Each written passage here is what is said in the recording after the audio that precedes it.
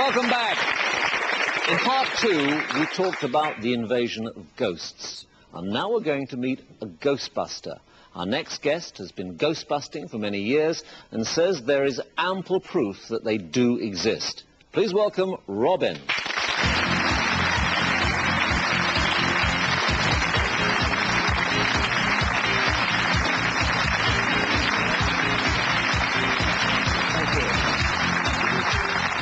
Robin, you're Ghostbusters UK. Well, that was the title of my first book. Yes, that's right. Okay. How many ghosts have you busted? Well, actually, there's a slight misapprehension here. We don't actually go out to bust ghosts. We really research ghosts, the team and I. That was the first book. Now I'm sort of a lone operator, as it were. But as to ghosts, we must have sort of researched through a couple of hundred or so. I mean, you know, one loses count. Does the research actually help you to exorcise them? Yes, we've done that.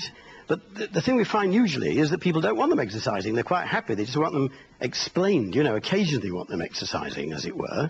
So they like benevolent ghosts? Presumably they don't like ones which are malevolent. That's right. And I think you get all sorts.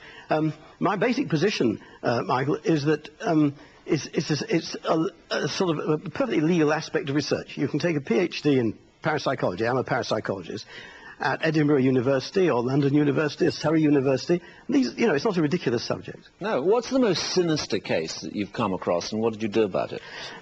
Actually, the most sinister thing that happened to me happened before I was into the field.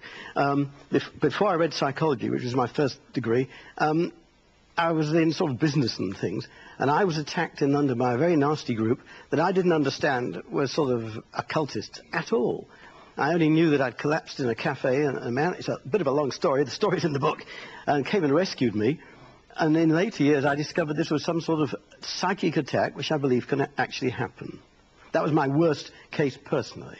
Okay, what did you make of Michelle's case? Because I take it you believe everything she said. Right, this was the one, and I think there was a sexy... Yeah. Well, I think this is probably an accurate description of what happened. I had a very similar case in Cleveland, near Blackpool. Are ghosts sexually active? Are they prurient? Would they be sneaking up on girls in their showers? Well, I think some do. I mean, we can all sort of live in the vague hope that we don't do a finish in that way when we slip off the hook. But the thing is that I have known a lot of people to complain about sexy spooks.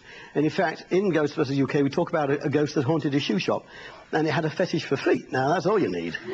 And this was in Grimsby, where there's a lot of fishermen, and he used to come in with a friend, which I was told could have been a fisherman's friend, but whether that's the case or not, I don't know. But he was very sexy. And a student that was upstairs in the flat was actually having a horizontal conversation with his girlfriend one night when they were interfered with by the spirit, and they didn't approve of this at all. It did seem to be an objective entity. The manageress of the shop... Did you get rid of it? Because I'm sure the shoe shop didn't want it, did they? Well, actually, they didn't mind. The manageress was fascinated. She saw this old man in Rupert Bear trousers walk through a wall, and I went there with a television company then, and we made a film of the shoe shop. Unfortunately, the ghost didn't put in an appearance for us.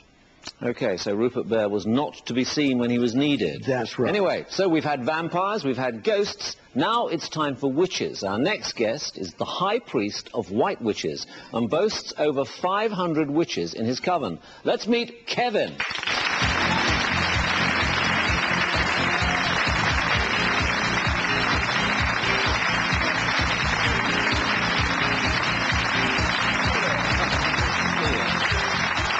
Well, Kevin, you've got a skull, you've got a broomstick, you've got your robes, and you've got your pentacle around your neck. Is that right? Yeah. What else have you got to show us? These are the accoutrements. Basically, we use crystals for healing.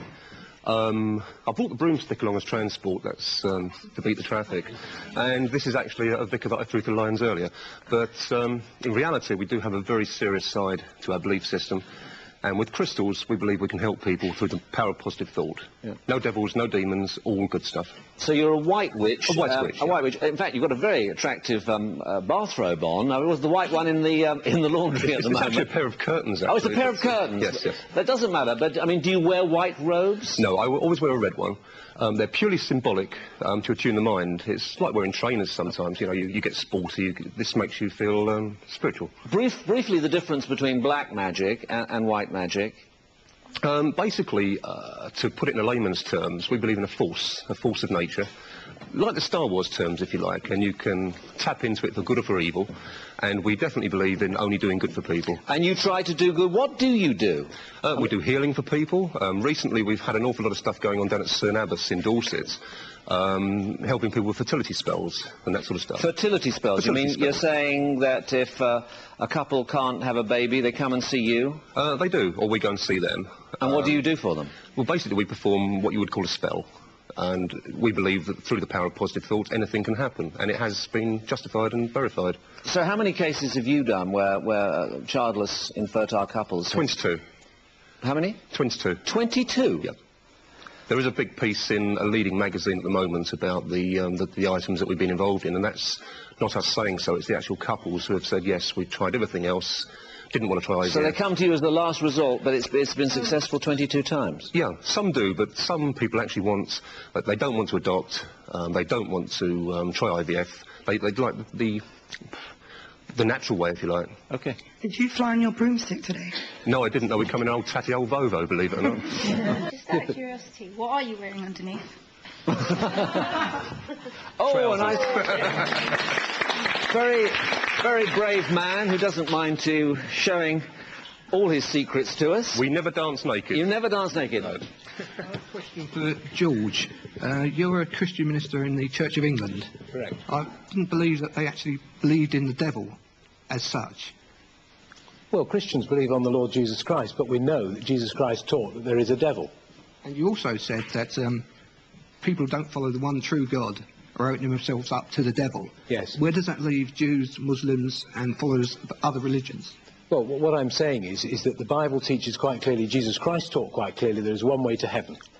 And everybody, doesn't matter who they are, doesn't matter what religious background, it doesn't matter whether they're a white Anglo-Saxon, it doesn't matter whether they're a Muslim or a Hindu, every single one of us must believe on the Lord Jesus Christ. Could I just ask you, you're dressed very strikingly. What is your interest in this subject? I'm a member of the London Vampire Group, and I'm in it for parties. Parties? That's it, yeah. What form are these parties? Are these wild, swinging parties? I mean, what do you get up to? They can be. Well, we dance, we sing.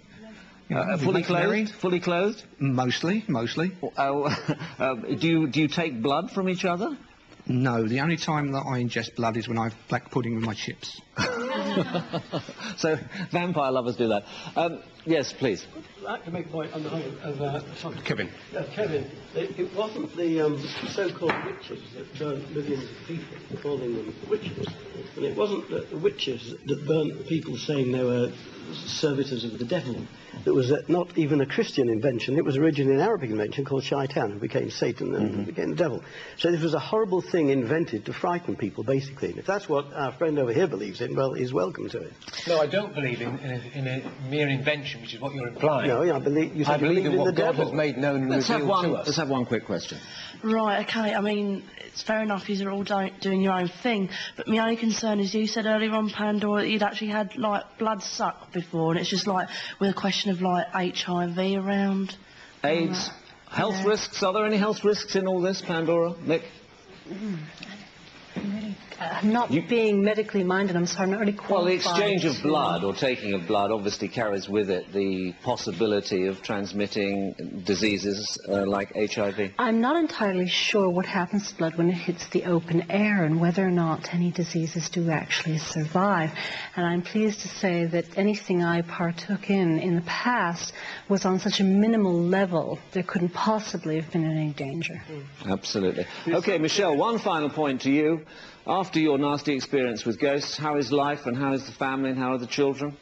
Haven't got any children. Oh. But Everything is nice and ghost-free. Oh, sorry, yeah, I've got one child.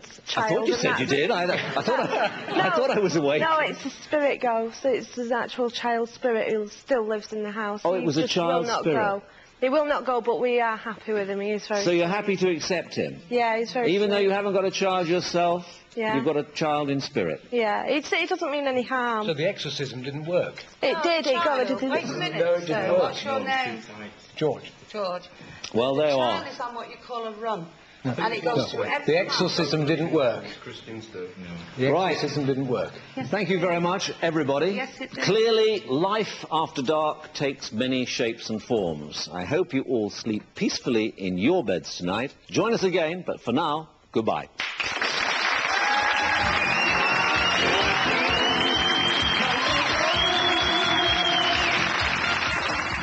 Your chance to catch up on all the latest events on The Close Mix in Brookside, the early years.